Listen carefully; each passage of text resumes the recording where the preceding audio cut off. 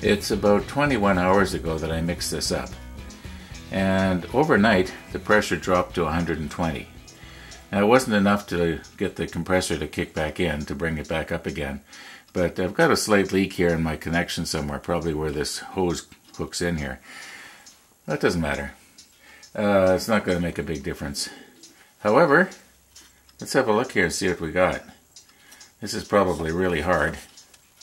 Sometimes I can pull this right out, but because the camera's on, it probably won't. Anyway, I'm going to take this out of here and just see how hard it is. It's not at all sticky. Feels like touching a piece of glass.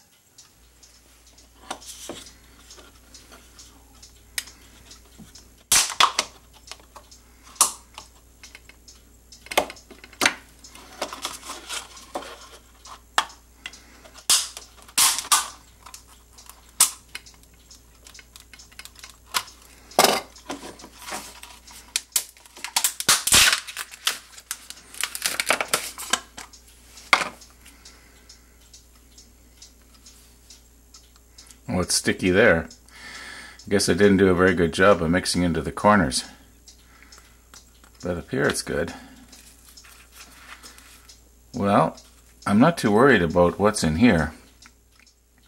The reason I'm not too worried is because I had poured from the top of this, not from the corners here. So I'm convinced that whatever was in that little container that I made up is probably hard 100% of the way through. It won't have any soft spots. However, I'm wondering if I shouldn't just leave it just a little bit longer.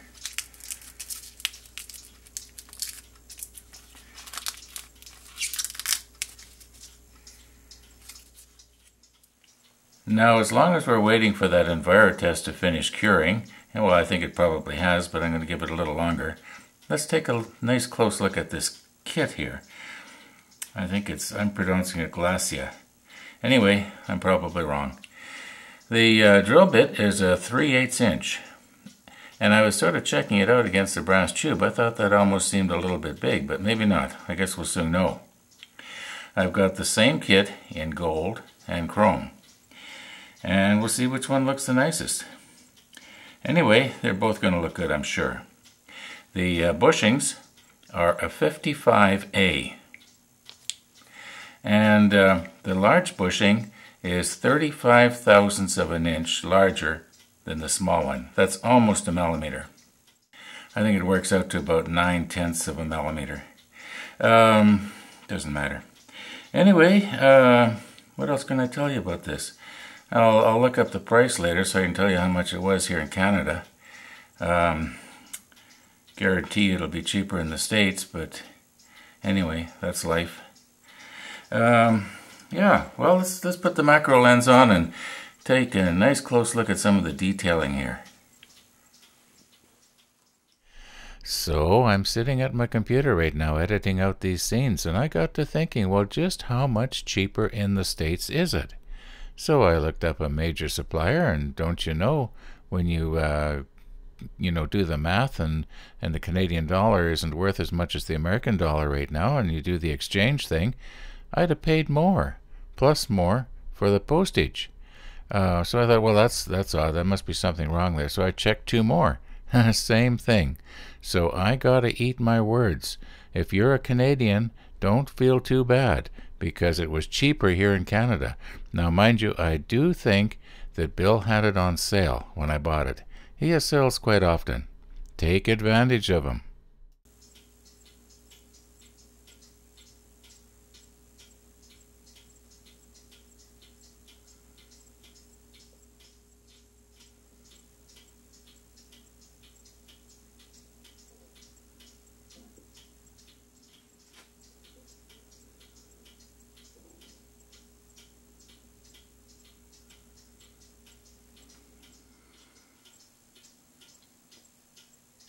I was noticing that it looks as though the gold nib is tarnished, and I got a bit worried. So I went down in my workshop and looked just now. It's not. It's just the way the light was hitting it.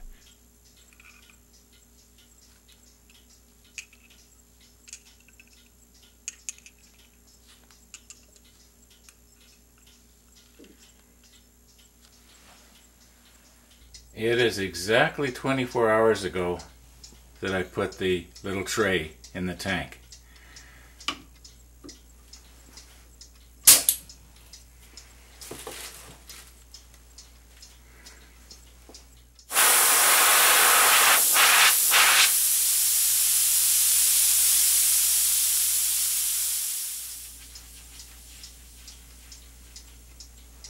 That's it.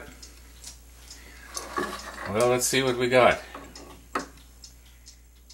Now here's where I'm glad that I've got the thing screwed down to my workbench, because now when I put a lot of torque on here, I don't need to worry about flipping it over. Actually, it's very little torque, maybe only 10 foot-pounds. I was a little bit concerned that I may have not pushed the tray in far enough.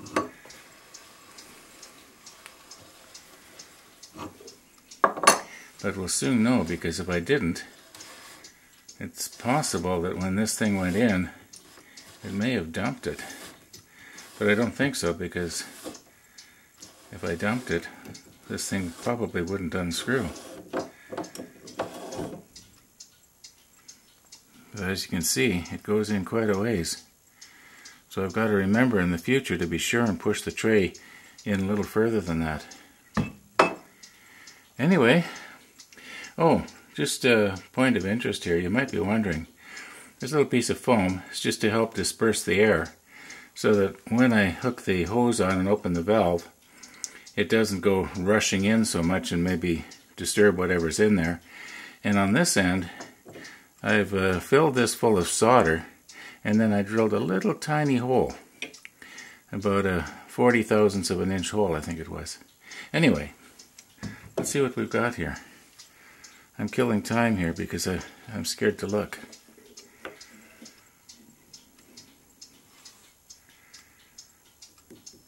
That's hard.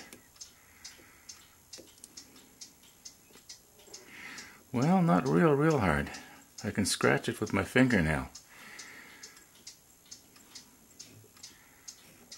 Anyway, didn't leak anywhere.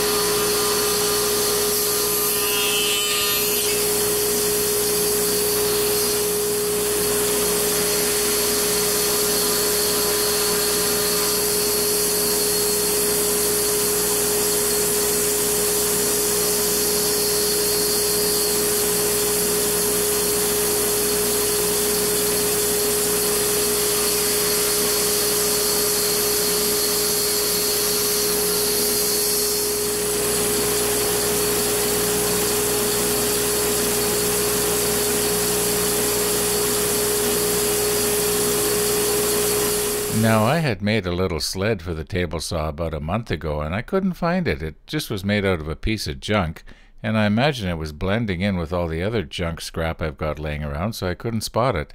Anyway, it would have worked really good here, because what was happening is that little piece was sort of tilting forward and grabbing. The sled would have prevented that.